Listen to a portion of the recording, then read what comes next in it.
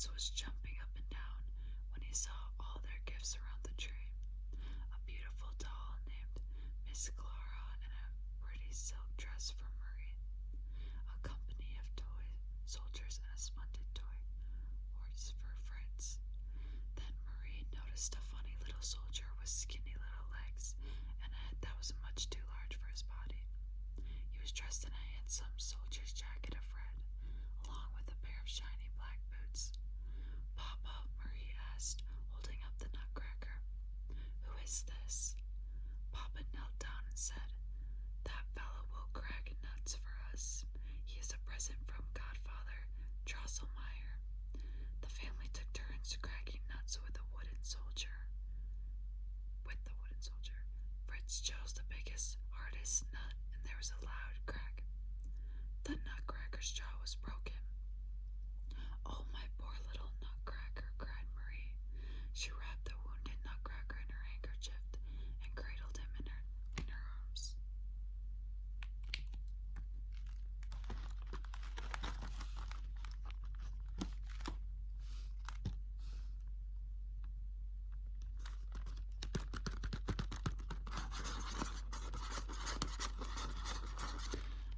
I'm gonna switch between soft-spoken and whispering, so next page I'm gonna do soft-spoken. The battle. In the Stahlbaum's drawing room stood a glass-fronted toy cabinet. In it, Marie and Fritz were allowed to keep anything they liked on the shelves. Fritz set up barracks for his toy soldiers and stuffed animals on his shelf. On her shelf, Marie had set up a lovely room for her old doll, Miss Trudy, and her new doll, Miss Clara. It was almost midnight, and the family had gone to bed, all except for Marie. She sat by the toy cabinet and gently placed the nutcracker in the bed meant for Miss Clara. Marie pulled the covers up to his chin and promised that Godfather Drosselmeyer would soon fix his jaw. Marie closed the cabinet door and curled up on the settee just as the clock struck midnight. She heard hissing and scratching behind the walls and saw bright little eyes peering out of the cracks. Squeak, squeak. Swarms of mice came out of the walls. Up out of the floors to lead them came the horrible 7-headed Mouse King with 7 shiny crowns. Charge! Cried the nutcracker as he drew his sword to lead his army of toys. Drums beat, trumpets sounded, and the little army of toy soldiers, stuffed animals, and china figurines jumped down from the glass cabinet into battle. What a terrible battle it was! The nutcracker's troops fought bravely, but they were no match for the endless hordes of attacking mice. Marie saw her nutcracker was surrounded and hurled her shoe at the Mouse King with all her might. Instantly, everything vanished from Marie's sight as she felt a sharp pain in her arm and flew to the floor in a faint.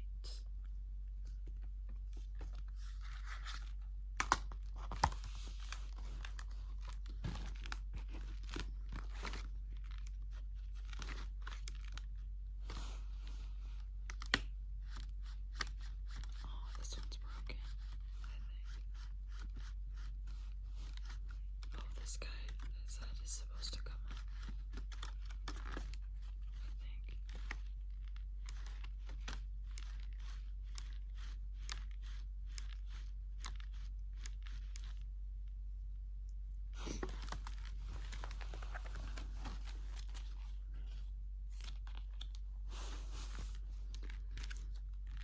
The story of the hard nut.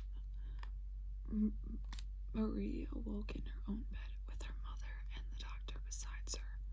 Oh, Mother, Marie whispered, have the nasty mice gone away? Was Nutcracker saved? She told them about the terrible battle, but she could see that they did not believe her. You hurt your arm on the glass cabinet, dear. You must rest now, said her mother. When Godfather Drosselmeyer came to see Marie, he brought her the nutcracker, his jaw as good as new. He told her the story of how the nutcracker was cursed with ugliness and why he and the Mouse King had become enemies.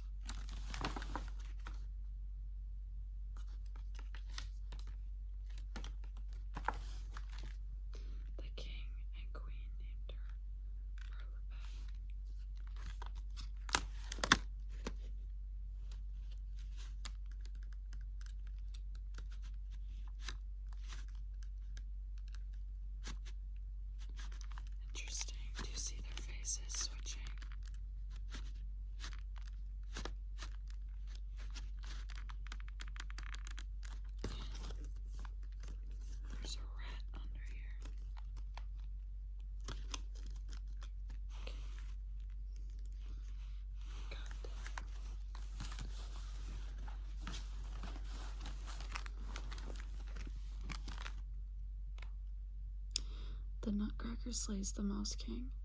That night, the Mouse King crept into Marie's room. He demanded she give him all her sweets or he would chew her Nutcracker into splinters. "Don't hurt Nutcracker," begged Marie as she gave him the sweets. Then he took her picture books and then her toys. The next morning, Marie told the Nutcracker about the Mouse King's greedy demands. At her touch, the Nutcracker came to life. "Dear Miss Dollenbaum, my precious friend, you must not give up another thing to the Mouse King for me," he said. "Bring me a sword and I will take care of everything." Marie borrowed a sword from Fritz for her Nutcracker. That night, when the clock struck midnight, Marie heard the sound of swords clinking and a loud squeak outside her door. Suddenly, all was quiet. There was a soft knock, and Marie carefully opened the door to find the Nutcracker's sword in hand. "Do not be afraid, Miss Dollenbaum," said the Nutcracker. The Mouse King will trouble us no more. You gave me the courage to fight my enemy, so please accept these tokens of victory from your loyal knight." Saying this, he presented Marie with 7 little golden crowns. The Nutcracker then took her hand and said, "Dear Miss, please come with me. I have wonderful things to show you." Nutcracker led Marie to the closet, and together they climbed up through the sleeve of her father's coat. Marie climbed out of the neck hole and found herself in a sweet-smelling meadow that sparkled with gems. "This is Candy Meadow," the Nutcracker explained. "Come, let us go to Christmas Wood." A band of sponge sugar shepherdesses danced a lovely ballet for Marie in a sugar-powdered forest where golden fruit hung from the trees.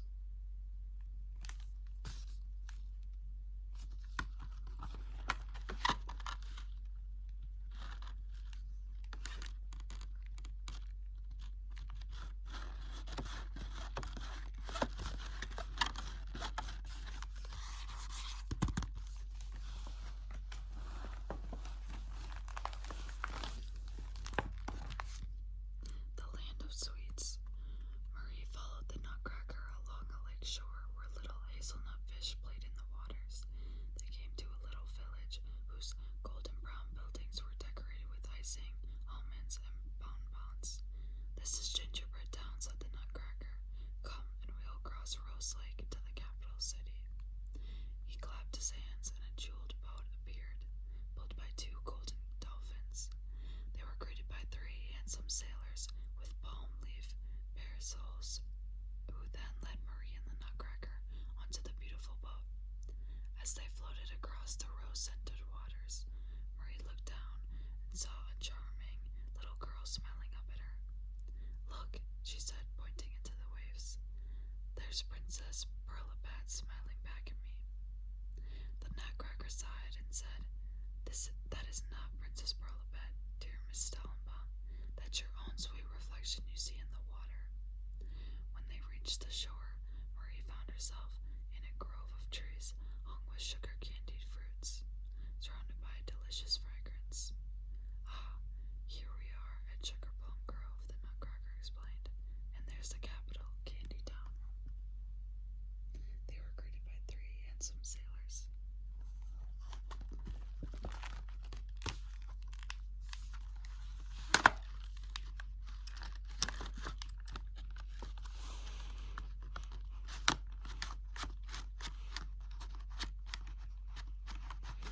This is a old place. It doesn't work as good as it used to.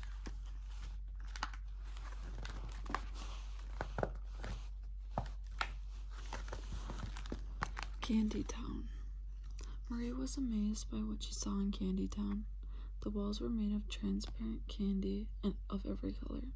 The gates were built with chocolate, candy canes, and macaroons, and the couple was met by a pair of silver soldiers who presented arms. There were fountains of orange punch in the city square. All of Candy Town celebrated with dancing.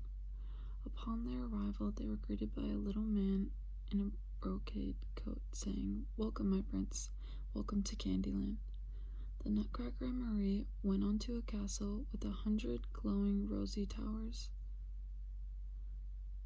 Bright flowers bloomed from every wall. "And now," announced the Nutcracker, Last but not least, we come to Marzipan Castle. 4 beautiful ladies came out from the palace to greet them. They embraced the Nutcracker and cried, "Dear Prince, our beloved brother." The Nutcracker told his sisters how Marie had helped him by throwing her shoe at his enemy and by finding a sword for him to slay the Mouse King. They thanked Marie for saving their beloved brother and went into the castle to celebrate with a delicious feast. Shortly, Marie began to feel sleepy. Sounds around her grew fainter, and Marie herself began to float.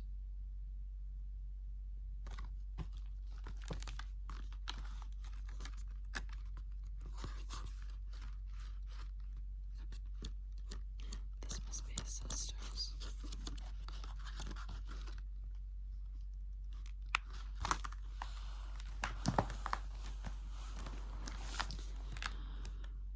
Marie breaks the spell.